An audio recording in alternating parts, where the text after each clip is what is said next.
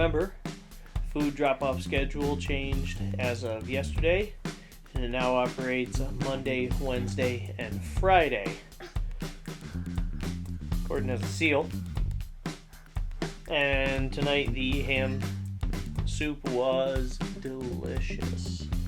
I made a ham yesterday, a spiral ham, and took the large chunks of ham that were still on it along with the bone and put that in the drippings along with about a gallon of water and a little beef broth mixture, and then added each of the things that you'll see in the steps.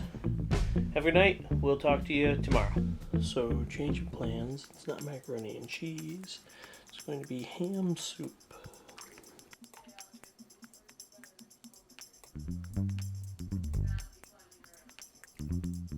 Heavy cream. As the meat roasted all day, it's now super soft. And now the cheese. And last but not least, the vegetables.